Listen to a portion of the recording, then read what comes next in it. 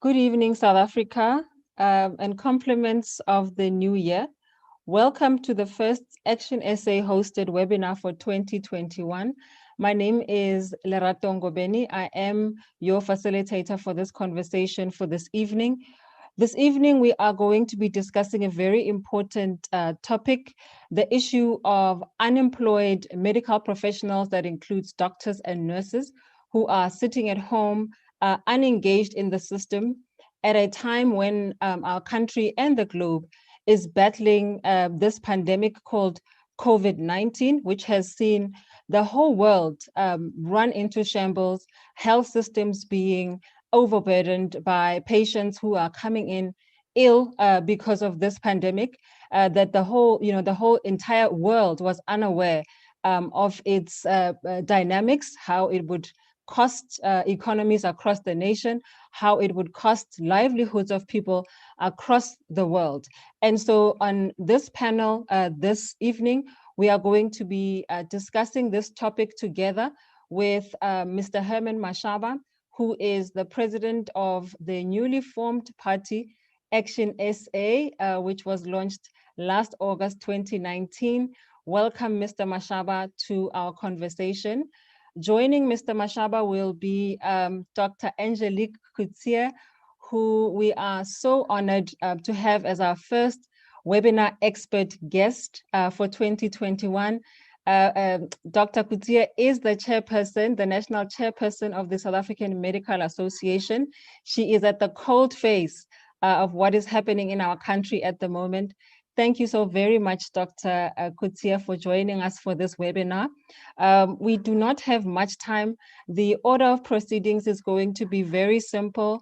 We do have audiences joining us across all of our Facebook platforms. We do have members of the media who have informed us that they will be watching this webinar. As a result of that, across those platforms, a lot of our audiences who do wish to ask questions to our panelists will be able to do that using the chat function. I will receive those questions and then post them to the audience. So there will not be a live function for the audience to ask the questions to each of you, but I will do that on their behalf. We are live via Twitter, Facebook, and YouTube. Those details have been broadcast to, using our website and also through various platforms this week. Without further ado, may I ask that Mr. Mashaba, you kick us off with your opening remarks. Following Mr. Mashaba, Dr. Coetzee will give us her opening remarks, and then we will have a Q&A session, which I will facilitate. I'm hoping that we are going to have a robust dialogue. These questions that I have in front of me, we have received throughout the week, as you know, that we have been having a week focusing on this topic all of this week. And so those questions I will ask as we go along.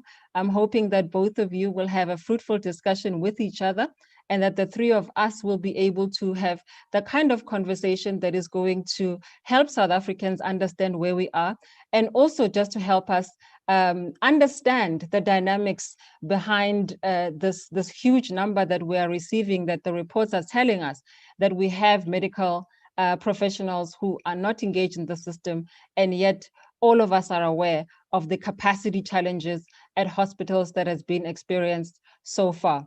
And so without further ado, Mr. Mashaba, will you kick us off on this conversation?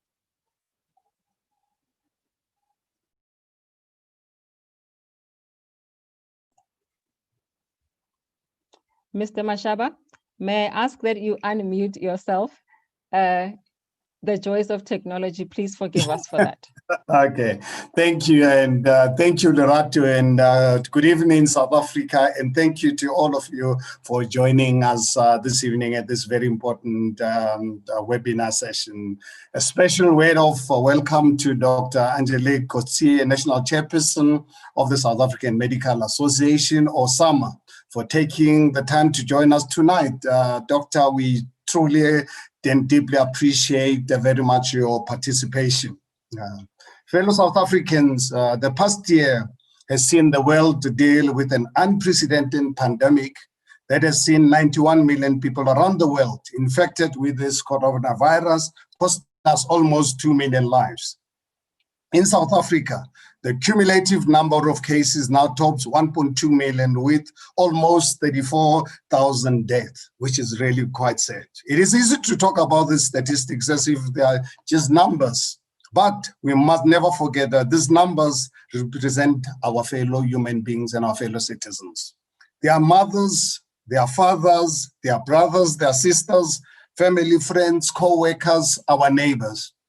I've personally lost family members over this period and close friends, many of whom were in the prime of their life. In the last 2 months alone, I've lost 5 close family members to this pandemic. And I know my personal suffering, pain, and these losses are not just unique to me, but are impacting almost everyone I know on a daily basis across our country.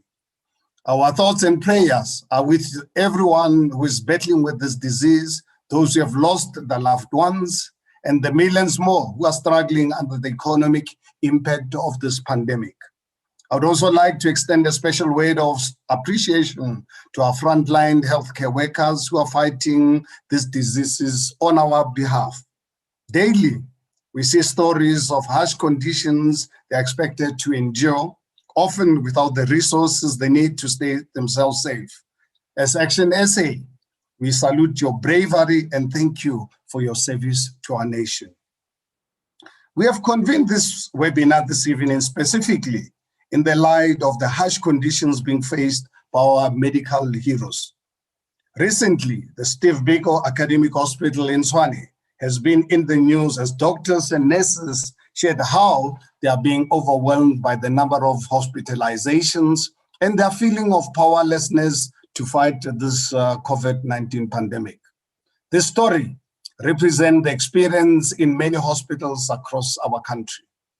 Our medical heroes are being stressed to their limits, overworked, under-resourced, at risk of becoming ill themselves.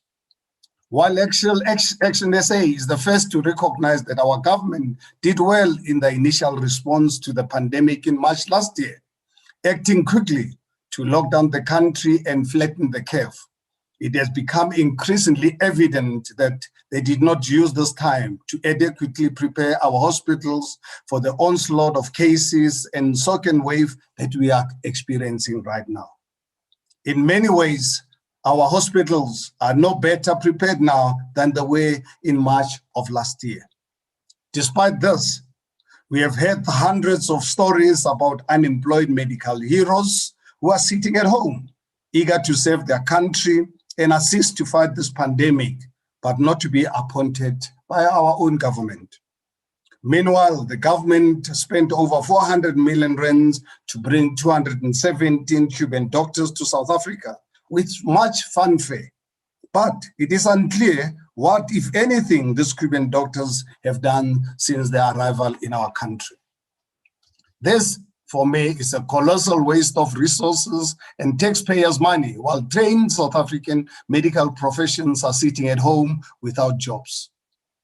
In light of this, when the issue of the unemployed medical heroes was raised with me, I was shocked, and this could really be the case. Action SA was put in touch with Summer and Dr. Coetzee to understand the magnitude of this problem, and what we have uncovered, fellow South African, is deeply concerning.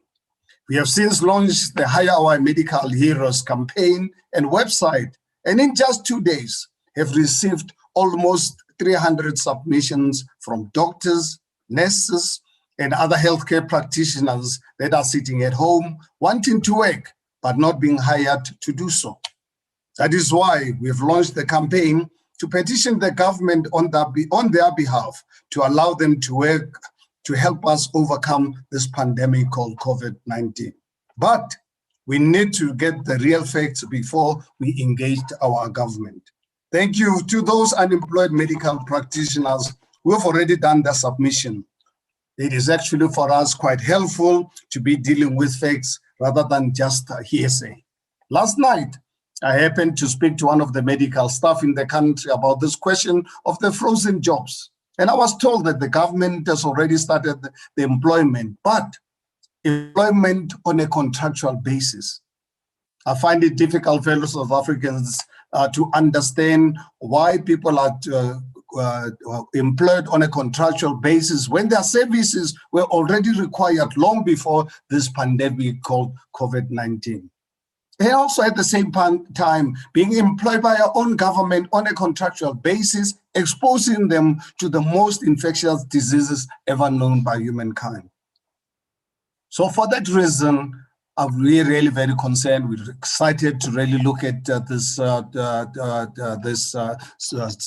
engagement. And I'd like at this point, however, I'd like to allow Dr. Coetzee the opportunity to expand on this issue as someone with direct links to the medical community. For us, we're operating on the basis of people engaging us. I think it's important to then give the opportunity to Dr. Coetzee, who's at the coalface of this pandemic, and then I'm happy to engage thereafter. Thank you very much to Lerato for giving me the opportunity. Thank you, Mr. Mashaba. Dr. Coetzee, the floor is yours. Thank you so much. On behalf of SAMA, we want to thank Action South Africa for engaging SAMA. It's important to understand that we are a non-for-profit and non-political organization. And when Mr. Mashaba reached out to SAMA asking for our help, especially regarding the unemployment of not only doctors, but all healthcare personnel out there, we gladly accepted this invitation because we need to work together and get everyone on board who would like to see these positions changed that we are currently in. COVID-19, I always say, it's a very interesting virus. This virus actually highlighted all the inefficiencies that is currently in our healthcare system, inefficiencies that we have been speaking about for many years in the past, that we raised concerns and nothing was done. Now we don't have a choice because COVID is here and we are losing lives. And we can see that on the doctor and nursing side, we see burnout. We see doctors and nurses struggling to cope. But it's not only the doctor and the nurse, because each doctor and nurse has a family. And their family will also be affected by this type of behavior of burnout, overworked. And then, you know, as we all know, in the COVID-19 time, jobs are lost. So you don't have a choice. Even if it's so difficult for you to get up in the morning to go to work, you are maybe a sister or a nurse or another healthcare graduate that needs to support not only their family, but their extended family. So it actually make your depression or your burnout even worse. And on top of it, especially in the in the public sector, we have not seen any debriefing done or programs, especially on the healthcare personnel working at coalface every day, seeing trauma. That's something that really urgently needs to be addressed. And I know we didn't discuss this before, but it's something that it's not right. It should not be like that. So moving forward and asking and go a bit deeper in, and why? The question is why? Why do we have vacancies? The president said that all vacancies will be filled. He mentioned that in his last family meeting. So I think we need to stand a bit still here and say there are vacancies that's funded, that is not filled currently. And then the more important and more burning question is, what about the unfunded posts that was there over the years that has then become abolished so that the hospital or the province look much better on paper?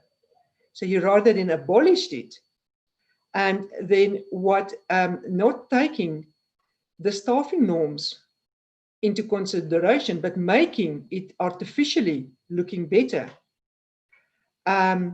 you need to understand that one of the indicators at National Department of Health is the vacancy rate.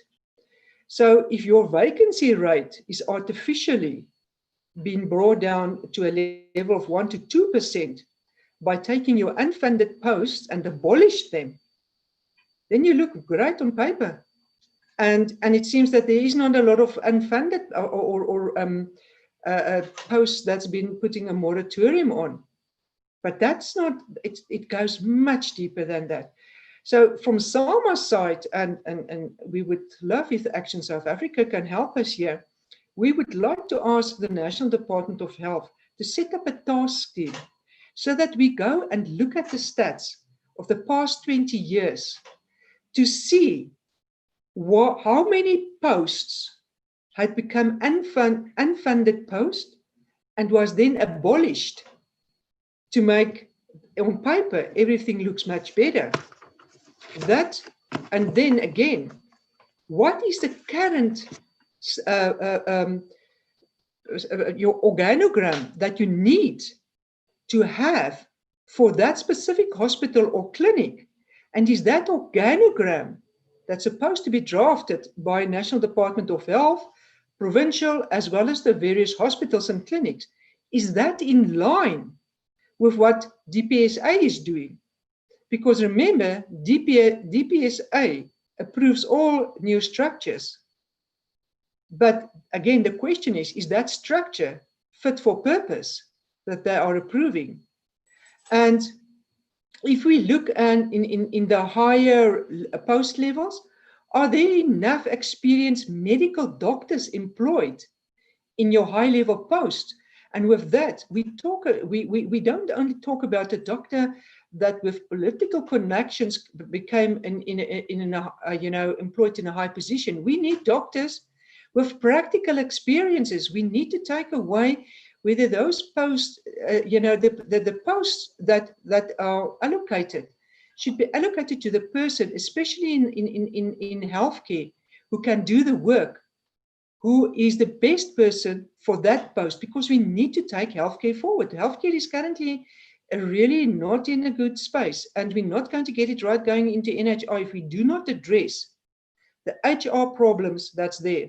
There was a very good policy released a few years ago, the WISEN, that's the correct word, the WISEN program or policy that National Department of Health released, but it was never implemented because the National Department of Health and the DPSA organogram clashed with each other, and therefore nothing became of that. So the question again is also, should National Department of Health not be responsible for their own employment of healthcare workers and not of healthcare force and not working through DPSA? Is DPSA the correct vehicle? So let's open it up for questions. Thank you very much, Dr. Coetzee, for those remarks. In fact, as I look at some of the questions that we have collected over the week, you have almost answered the first question that I was about to ask you, relating to the number. I mean, the fluctuating reports around the number of the frozen posts. I mean, it varies from 40,000 to 45,733. We don't know which number actually is out there of these frozen posts. You've alluded to the fact that there is a difference. There are funded posts and unfunded posts. I think that, the reporting is conflated. We're not too sure what exactly the information is. The question that I want to pose to you now at this point, just for you to augment what you said in your opening remarks, is that, the media reports are showing that, National Treasury has committed to filling whatever the number of frozen doctors' posts. This they committed to doing in 2020, which was April last year. To your knowledge, do you know of any progress that's been made in this regard? No, very little progress was made in that regard, because in the end of the day, the fight still went about the post was moratoriums was put on those posts. Although the money was allocated to those posts, most of the time those monies was used for something else because there was a moratorium. It's very easy. There's a moratorium put on the post. Therefore, let's use the money for something else. They never lifted these moratoriums in a lot of these provinces. And again, that should be part of an investigation in the healthcare, in the allocation of posts in the healthcare system. What happened to the money? Why wasn't it used for posts, for doctor posts, nursing posts? Because we need it now. It again, as I have said, COVID exposed the whole inequality, inefficiency that was being, suppressed by bureaucracy going forward. Thank you very much for that response. To both of you, as well as our audience listening to us at this moment, everything that we've been talking about does sound like it's very technical. It's at the coal face. We're talking big numbers around whether posts are frozen or not, systematically what has happened over time for us, for our healthcare system to be at the level where we can deal with COVID-19 at the moment as we speak. And so when you start talking about these inefficiencies and how they affect healthcare delivery, particularly at a time like COVID-19, what we did do to begin to talk to the issue of really bringing the human face to what is happening in our country at the moment. Mr. Mashaba did mention the fact that people are losing their lives, particularly also not thinking, most of us don't actually even think about the people who are at the front line, the nurses who are dealing with this in the hospitals, that they also are human and they're also going through a lot, not just because of the work that they're doing, but they're also losing loved ones as well. Just before we go on with the question and answer session, I would like for my colleagues to please play us an audio of one of these nurses who has given us what the experience has been in this regard.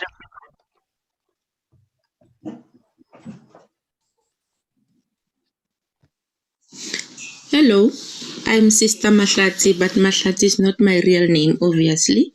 But I'm from one of the hospitals in Tshwane. I'm a registered nurse. My input on this conversation is that we as nurses are bearing the brunt and are on the front line of this pandemic. We are currently understaffed for a number of reasons.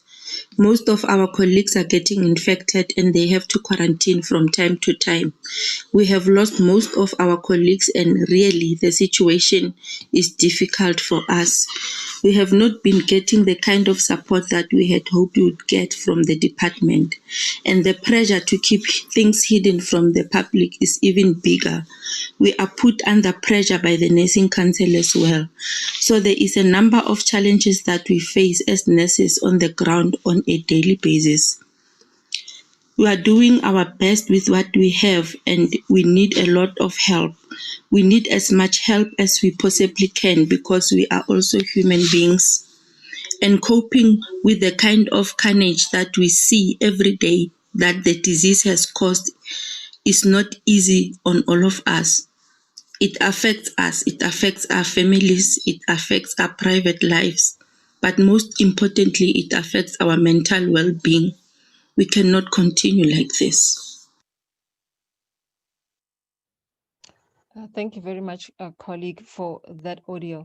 Let me bring Mr. Mashaba in at this point. Mr. Mashaba, South Africa has been commended and ranked among the top 5 African countries on the continent that have been most proactive and effective in dealing with COVID-19.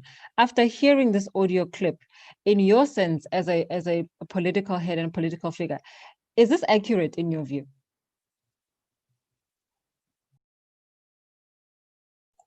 Unmute yourself, Mr. Mashaba.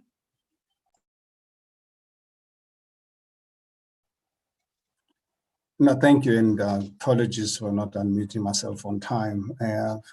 Just listening to this audio and hearing it for the first time, it actually brings painful memories home. As I'm talking to you and talking to South Africans, my sister is under quarantine, professional medical nurse, qualified in the 70s. worked in a very toxic, infectious environment. I spoke to her last night. I've not seen her for the last 2 months because I've been on holiday, got back over the weekend. And then I was planning to go and see her this week because I've not seen her for over 2 months. And Monday she calls, she says, at long last, I've survived the first round of this pandemic. Unfortunately, this time I'm a casualty. I'm under quarantine. So unfortunately, that means I won't be able to see my sister for how long, I don't really know. And this is someone trained at Baragwanath Hospital. We as a family, I know when South Africans started to leave our shores after 1994, in desperate need by the international community. You go to the UK, Middle East, Canada, Australia, South African medical personnel being in high demand by the world. She resisted the temptation. And now, listening to what this person, this nursing sister is going through, I think one thing I've learned is that I don't actually take what people say. I believe what people do. And I always tell people about this. This is something that my grandfather taught me, whether you want to listen to me or not. That's, my grandfather really taught me all the time to say, my boy, in your life as you grow up, listen to people, but believe what they do, not what they say. So the question that you've just really asked me, I think that professional person has answered it. South Africans, so you can watch our media platforms. If we did better than any of the African countries, I feel sorry for them, because if I look at the situation in this country, it's already at its lowest. If there's anyone lower than the current situation in this country, it means we are in big trouble. And I think, Dr. Coetzee raised the issue that I think it hurts me as well, where our government can be using cadre deployment in our healthcare system. Healthcare, it's actually one of the critical services any government anywhere in the world can give to its residents, because we only live once. And when you go into a hospital environment, you need to be treated by professional people. Now, for us to be subjected to cadres, to people who are in positions because of who they know or not what they know, it's actually quite unfortunate. And also, as I said in my remarks, that yesterday I was talking to one of the professional medical doctors in the country and so forth, about, yes, government, since COVID, they've now unfrozen some of this posts. People are now being employed, nurses, doctors, particularly nurses. But what it does not make sense to me is that they are employing them on a contract basis. Contract basis, putting them in a kind of a war situation, which I think it's really quite unfortunate. And I think we need, as South Africans, I think that's the reason why we run in this petition, so that when we engage our South African government, we engage them with facts, not one number to the other. And I'm really quite pleased that within, by this afternoon already, over 300 medical doctors and professionals have already registered. So already we know there's 300 unemployed professional medical staff in our country. Just in the last few days of just launching this, before it's actually going viral. So, Mr. Mashaba, if I were to understand you correctly, just on a scale of 1 to 10, we are being ranked as the top 5. On a scale of 1 to 10, can you just say, how is it that we are fared as a country in dealing with COVID-19? What number would you give our government at this point? I mean, they did do a lockdown. We have been commended for being very proactive and taking decisive action in that regard when COVID-19 hit our shores in March last year. What number would you give? What rating would you give the government at this point? I think if I have to really be positive and be generous, I would really give them 3 maximum. And I think, honestly, I'm being generous. Dr. Coetzee, do you concur? I was so glad that you asked Herman this question and not me. But while you ask him, I was thinking about it, and I would also give them 3. And the reason is there was good things that they did, but there was some very, very stupid things as well. Regulations that made no sense. Regulations like banning chickens and food and not being able to wear open sandals. And, it was as if, lockdown 5 was not well thought through. And there's much better ways of looking at this. We all knew that there was going to be a second wave. What needed to be done is the field hospitals should have been in place, or even if there was good plans, to roll them out within 3 or 4 days. The staff, you cannot, Herman is 100% correct. To employ people on contract basis during this time, we know those posts need to be filled. So what are you actually achieving by that? If you've got money to employ them on a contractual basis, you should have money to employ them permanently and use the people. We also have got a problem with employing nursing staff and doctors at the wrong levels. So what I have noticed, or what came to Salma's attention, is that, in ICU, it's a highly specialized unit. Then, you cannot employ any nurse in an ICU ward. You need to be trained for that. You cannot even employ me. I've got 33 years of everyday experience of family, of primary health care. Put me in an ICU ward and ask me with all my knowledge to run that ICU ward. You will get chaos. I'm not trained for that. And the same. So if you put staff in a ward that they're on, or in a unit that they're not trained for properly, you not only compromise the patient's care, but also that, because you actually are taking something away from her dignity, because she doesn't know what to do and she's too afraid to say, I don't know, because she might become, a statistic of not being employed. Your comments now actually are going to lead me into this next audio that speaks to exactly what you're saying, and the trauma and the feelings and the feelings of inadequacy that frontline workers are experiencing. Just before we carry on with our questions, can I just ask my colleague to play this next clip?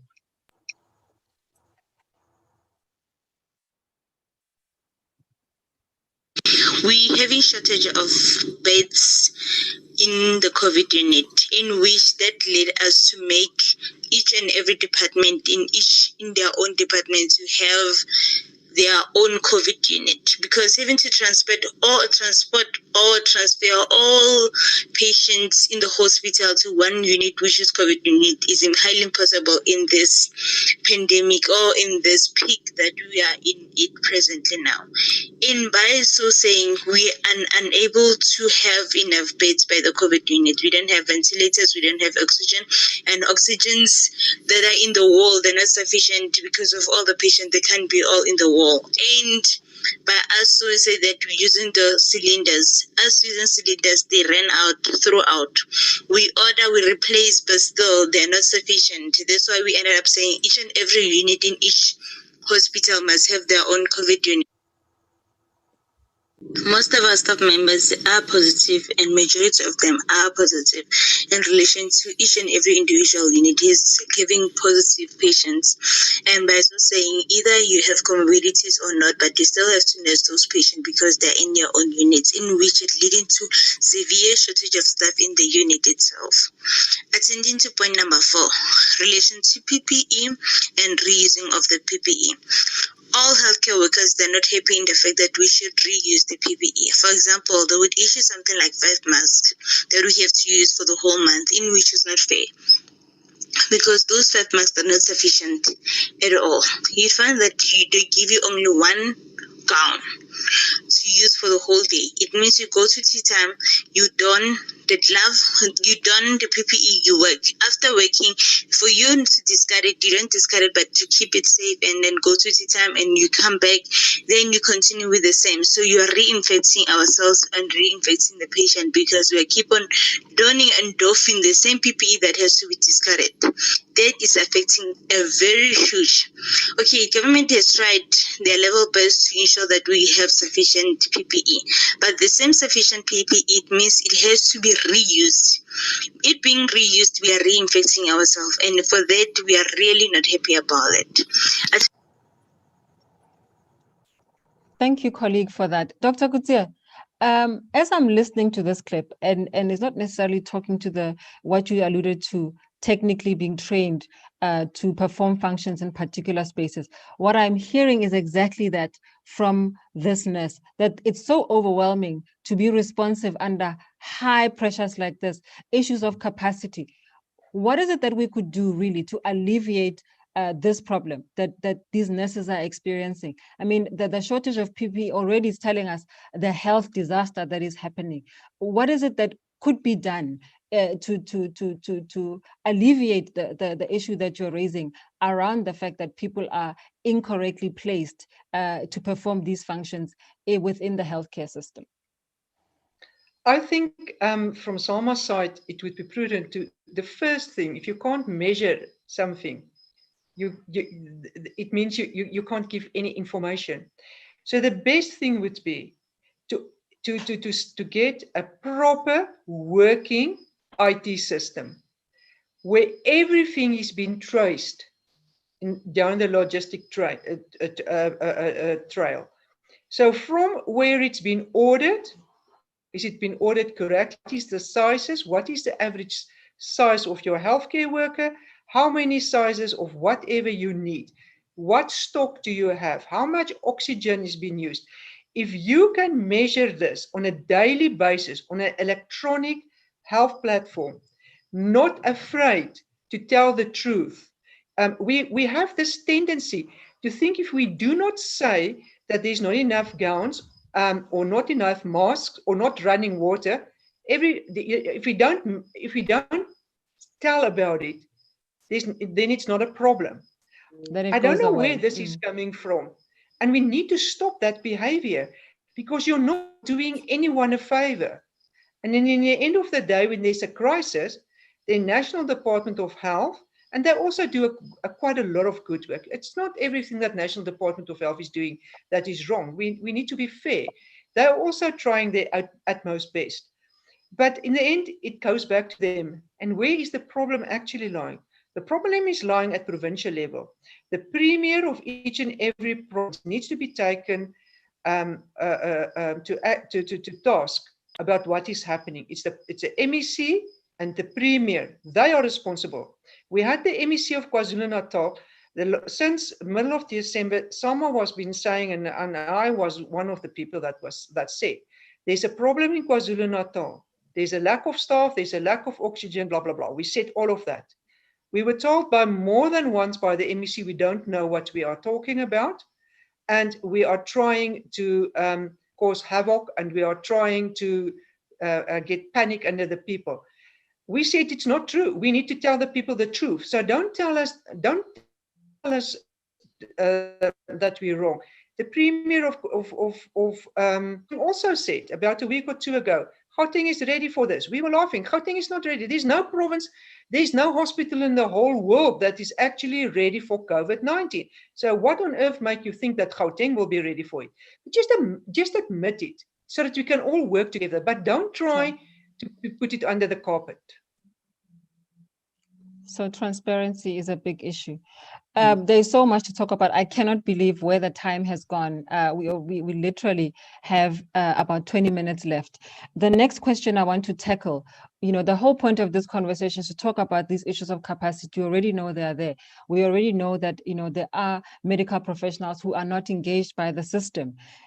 Here's the big one that also has done the rounds. The government went on and hired Cuban doctors, 217 of them. We were told that the cost of that gave us a whooping 490 plus minus 439 million cost to the state. If in fact And I'm asking this question to both of you. Mr. Mashaba, you can give a very short political response to this. And I'm asking Dr. Coetzee to also answer the same question. Why do we think that the government did this?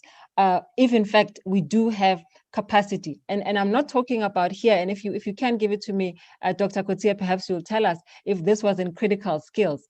But give us a sense, Mr. Mashaba, why do you think this happened? If in fact we are tackling the issue of medical professionals, doctors and nurses who are in the country but not engaged or not posted anywhere within the system. Well, I think, Lerato, for me, I had problems for many years. When our government started this project of training our youth as medical doctors in Cuba, I mean, to Cuba of all the places in the world, where you take our youth from rural areas, send them all the way to Cuba. I don't know if you've been to Cuba. I've had an opportunity to really be in Cuba and read about it as well.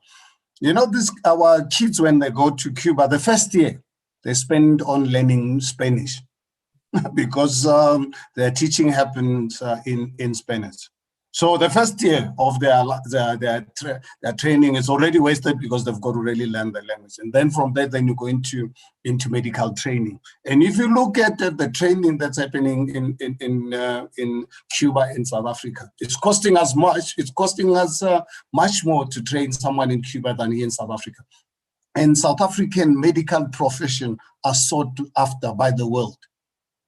There's no doubt about this. Should, instead of actually increasing the capacity, build more hospitals, build more training centers. What we did, we focused on changing names of our hospitals and sending our kids to Cuba. Cuba right now, as I speak to you, they don't have some of the critical medication for the last 30, 40 years. Not not something that started now with COVID. So I think it's really, for me, it's criminal for us to take our hard-earned taxpayers' money instead of capacitating South Africa to be self-sufficient. We are there to really support Cuba. So this matter has got absolutely nothing to do with the training of our people. I think our government and the politicians can tell us there's something that the eye cannot see, but one day it'll come out. Okay, so Dr. Coetzee, I hope you can answer differently and tell me, why did we bring in these Cuban doctors if in fact we do not need them? And I'm putting it in inverted commas, that we do not need them. Why do you think the government made this move? I think it's it's a political thing. It can't be. It's maybe they own something to Cuba. Maybe Cuba has something. I don't know who owns who, but it's definitely not because of a lack of skills. We do have those skills. And actually, one of the problems when these doctors and scientists came into the country, we were told that they can speak English, but they couldn't. And this is one of the reasons why you don't hear a lot from them. There is some of them that do extremely good work, but they've also been part of I'm feeling sorry for them because they have been brought to South Africa, don't know about, what was the real reasons. And they thought that maybe they're going to work here. They were put into a situation which they don't have exposure in their own country. It's true what Herman is saying. They don't have the same experience as us. They are trained differently than us. And so far, I haven't seen a lot of value really added, but it doesn't mean that they are bad people. It just means that they're part of a system. And, you have to ask as well, what are they really earning per month? Because the stories that we are hearing is that a lot of that money goes to the Cuban government, and these guys actually earns peanuts here. Well, so that is an alarming point, Dr. Coetzee. Just to lead on to that, you've previously raised the issue of unemployed South African who are qualified here, have graduated from here, aren't in the system, as we've been talking about with the Minister of Health. I believe you did this early last year. What was his response? I must say the Minister of Health was very open, and he said to us, and he said, please send us the names, send me the names of the doctors that you had, that 500 names, and you would see what he can do. He was very helpful. You know, he wasn't against it. He was quite open, and we did, and he employed, as far as we know, a lot of those doctors had been employed. But I also need to say that sometimes the doctors themselves are not being honest, as quite a few of those names on the list was not registered in South Africa. And they thought that that might be a way into the system, because there's also other problems in the system regarding if you've been trained outside of the country, and how to then come back into the country to try to practice here. That's also something that needs to be addressed at some stage, hopefully this year or next year, because it is a problem. But leave that behind. So Dr. Angelique Coetzee was quite open, and he did try to assist very good. So we're happy. But again, that must go to the provinces. The problem always comes back to the province and then to DPSA. And the organograms, non-funded posts, unfunded posts, posts that has been closed because of whatever the reason was, and not for the right reasons. I think one of the important things, or the questions that one needs to ask, is if there are 5,000 patients and you have 2 doctors to consult those 5,000 patients. The patient-doctor ratio. That's the organograms that we're talking about. So what do? Do you then freeze one post and only leave one doctor? Or do you say the ratio of that doctor against that patient, it's unsustainable? You want good outcomes. You want patients to be feeling and that they have been treated by a doctor, not by a nurse. Therefore, you need to increase the number of your doctors there, and you have to help them to either get into private practice or stay in the public sector. We're nearing the end of our conversation, but just to close off that comment, Dr. Coetzee, the Department of Health, in response to the fact that, you know, these medical professionals, doctors and nurses who are unemployed, oftentimes the issue of them not being placed is that they are rejecting being placed in particular spaces. So being placed in perhaps a rural area, places that they do not desire. Can you confirm this? Is this a real issue or not in your experience? Yeah, unfortunately, it is an issue. So I'm not sure whether people, you know, when they apply to become doctors, and when they enrolled at the university, I don't know always whether they really understand what medicine is and what sacrifices you need to make at the end of the day. Whether you're a doctor, a nurse, any of the professional healthcare workers, there's sacrifices to be made. And if you say that I want to help and assist the patients to get better, I want to make the health of South Africa better, then unfortunately, better is also in the urban areas and rural areas. And although there's not that many posts, so it's not as if there's 100 or 200 open posts. Currently, if we go back and we look at the unfunded posts that has been abolished, it might be a different story, that we actually need much more doctors there.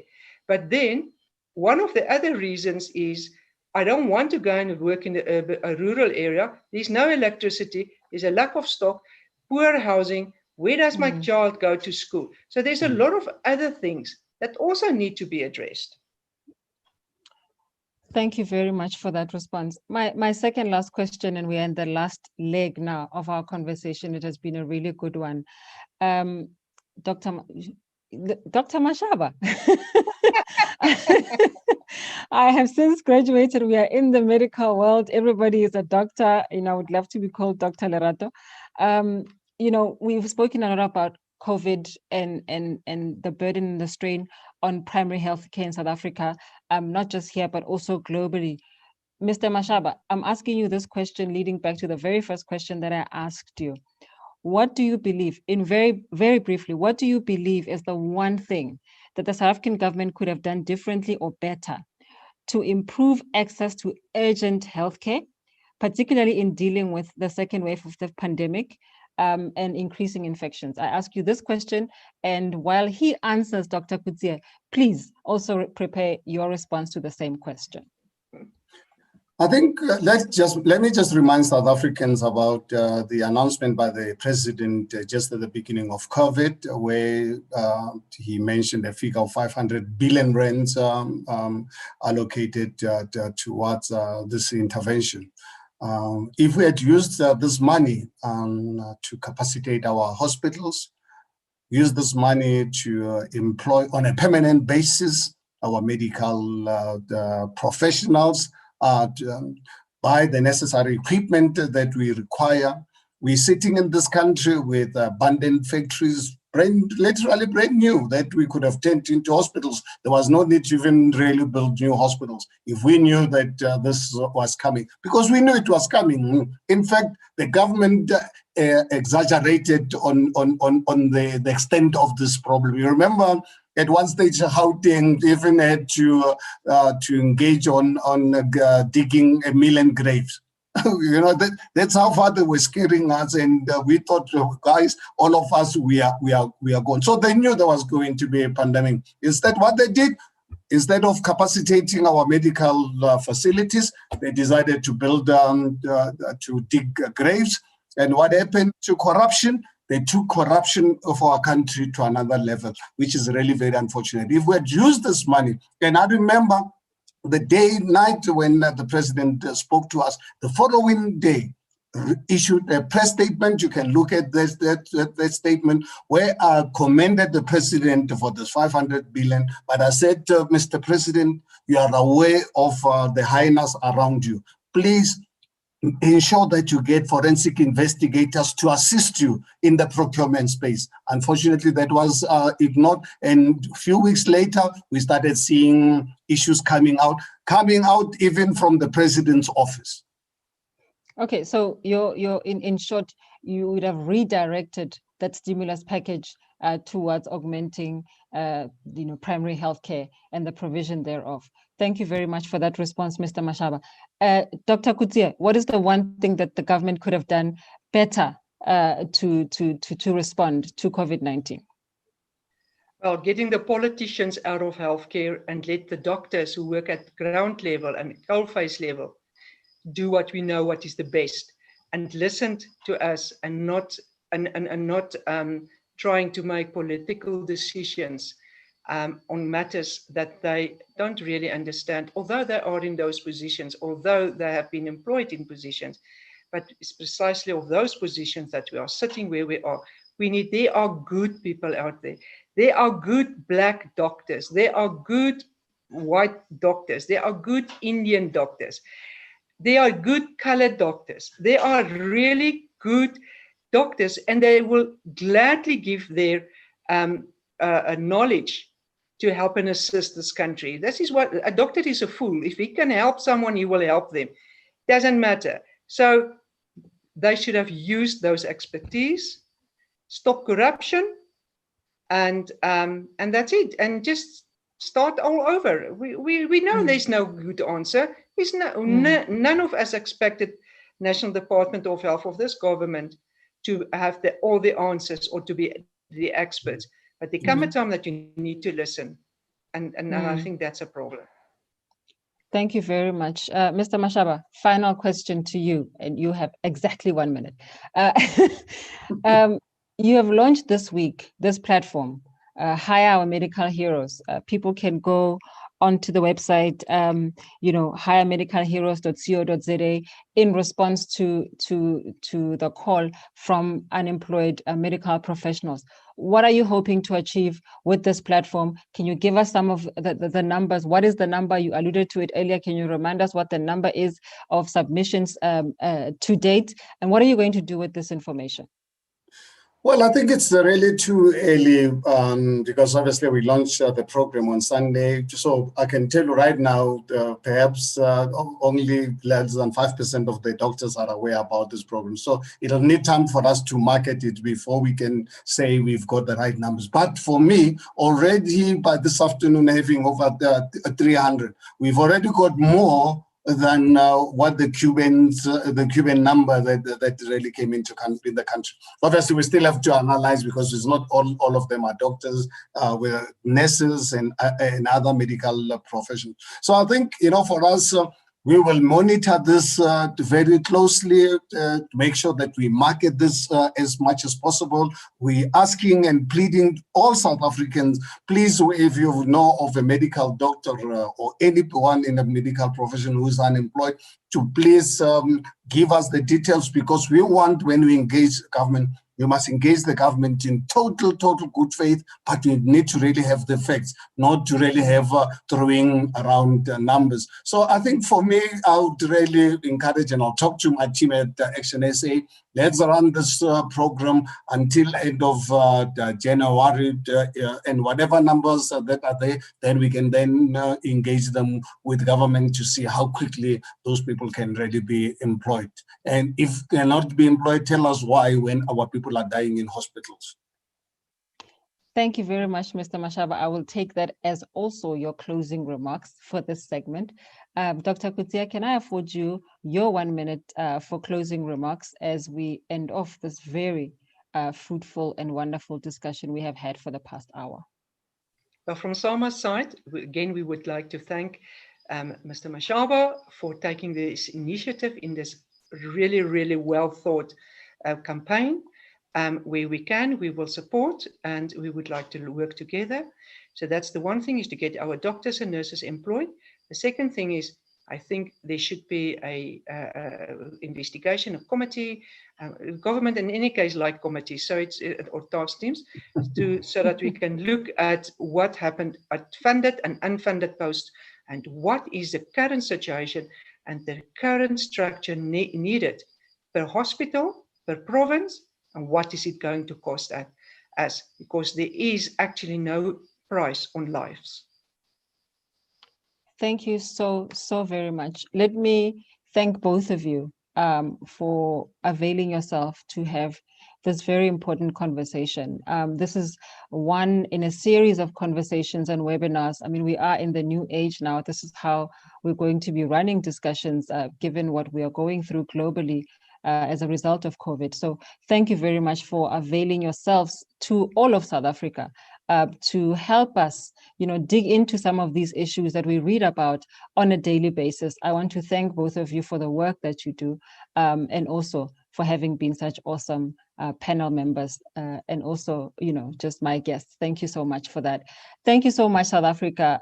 Those of you who have joined us live, thank you very much for your time and for listening to us.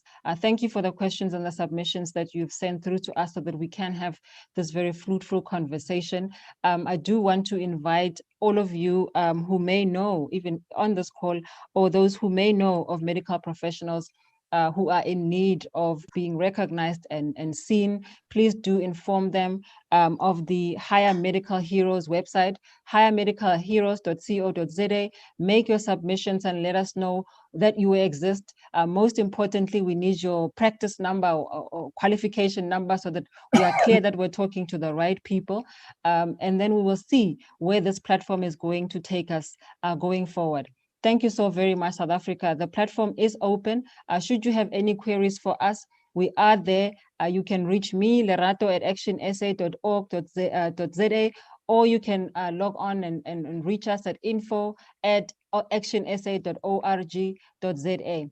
Thank you so very much. We welcome all of your comments all of the time.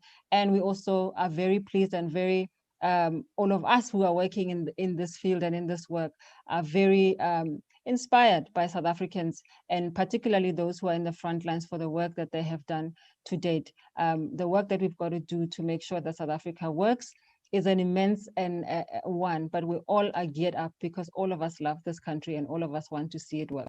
Thank you so much. Good night, South Africa.